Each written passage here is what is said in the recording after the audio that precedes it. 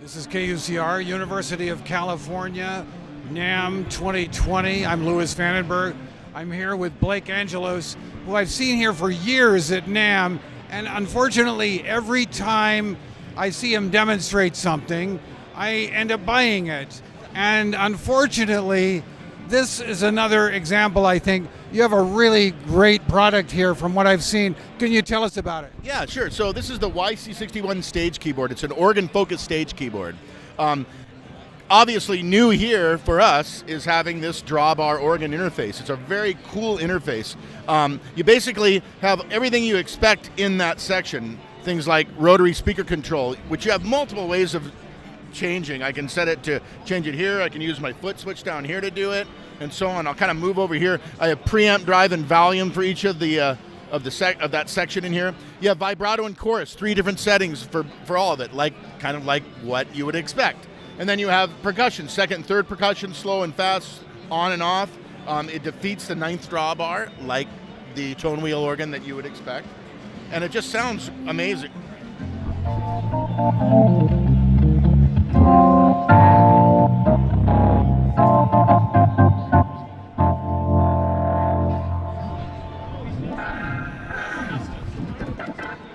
I love that. I know, so do I. And it's great. I've really come to love this, and I'm not really an organist. I come more from a piano background, but I've really fallen in love and really gotten used to the keyboard design. This is a waterfall key action that we just designed here. Waterfall meaning that it doesn't have the lip like on a piano.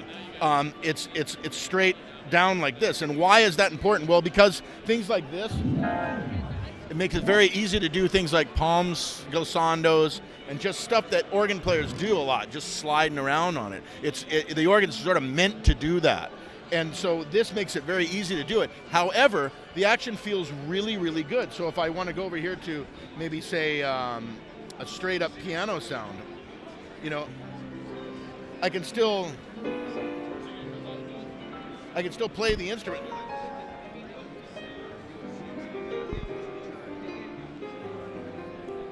So would you describe this as weighted or semi-weighted? It's not weighted, obviously. It's not weighted. Semi-weighted, you could say that.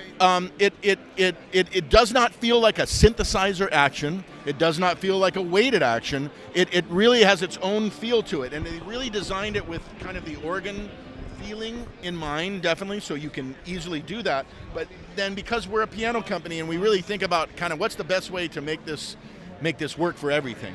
And I find that this action is really, really nice to play. It has a nice kind of weight behind it, but it's definitely not weighted like you'd think like our P125 or a CP88 or whatever. Of course. But it's very easy to play. That's what this is somewhat entering the same market that the Nord Electro, would you say, in some way? Yeah, it's definitely, it is a stage keyboard, so it's in that kind of thing. It's kind of, but it's our take. It's designed with kind of how we work with stuff. So if you look at the interface here, this interface is similar to our CP. The idea about this interface is that we really tried to make it very wide but not very deep. We wanted it to be a live stage keyboard. So I find it very simple and easy to use in a lot of ways, and it keeps you kind of focused on the music and away from thinking about things. Like, for example, let's say I'm in here and I grab one of my synthesizer lead sounds that I have in here. Where is it at? So with this one, so let's say I have that synth lead sound. That's cool, because the synth lead sound has things like portamento that I can change in here. It's also mono mode, so something else we added to this particular line is this mono mode. It's because it's kind of in the same family as the CP88 and CP73, which are staged pianos. So they're more piano focused with weighted actions. This one has the more organ focus, but it's still inside that kind of thing. But you don't have the mono mode on the stage piano. It's not really that instrument. It's more for piano. Whereas this one, we're thinking, yeah, it'll be an organ, but it'll also be a synth lead sound as well. So why don't we add a filter? But let's make the filter easier to use so that if I want to change, I have one knob to do it. I don't have to worry about cutoff frequency and resonance. So one thing you're missing, though, is with a full synth would be a modulation and pitch. Right here. So here you do have it. Okay. All right. Oh my gosh. All right. So that's what that is, and then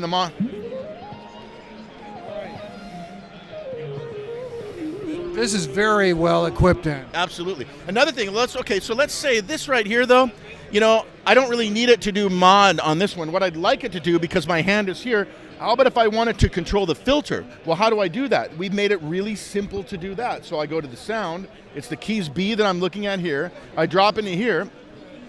Oh, let me back it up, sorry. Controllers is what I meant. Modulation levers right here, and it says assign, right? So I touch assign, and what do I want to do? Filter? Or how about not filter, how about depth of the effect here? Now, how about volume of the sound here? That's how easy it is to assign that to do whatever I want it to do. So if I want to set it to modulation, I can do that as well, but it's just that fast to kind of to set it to how I want it to. Again, the idea is to keep you in the music. So once I know that it's set there, I know that I don't have to think about it when I'm on the gig, and I know that that will move the filter. I don't have to think it's going to move the filter. I can keep in the music. The space between the thoughts. That's what I always like to say. I love that. Yeah, that's right. So that's you know, kind of the thing about this instrument. You have these two key sections in here, the organ section over here. Notice that these key sections, A, there's two different effects. If I go to B, there's two different effects for them. So you have these separate insertion blocks, two of them per key section, plus you have an effect section here that I can point wherever I need it. So if I need a third effect, like let's say I have filter on this one as an effect, because that's one of the effects we have, and let's say this one we have a compressor, but I also want delay. I can use delay in this guy right here. And then the speaker amp area in here, that's where the rotary speakers lie. Rotary A is a standard rotary speaker. Rotary B adds a transistor preamp, so a little bit more drive. Got some drive on there, okay. Absolutely, and then you have lead, crunch, and double, which are amp models of different amplifier types. And then case is a speaker amp of a vintage electric piano that we added to this instrument as well. And then reverb and EQ, and that's pretty much it. You know, it's very straightforward, great sounding instrument. You know, what is it for the gig? I think that's right. So when is this going to be available? How much is it going to cost? Spring, mid-spring. Its street price will be around $19.99, $2,000, somewhere. I don't know. It's often been said that Yamaha's never made a bad instrument and made many great ones, and this is a very desirable instrument. And thanks, Blake, for making me spend more money. Not at all. You'll love it. You'll love it. Thank you so much, man. Thank you. Here we are at Namm. We got more to see. Stay tuned.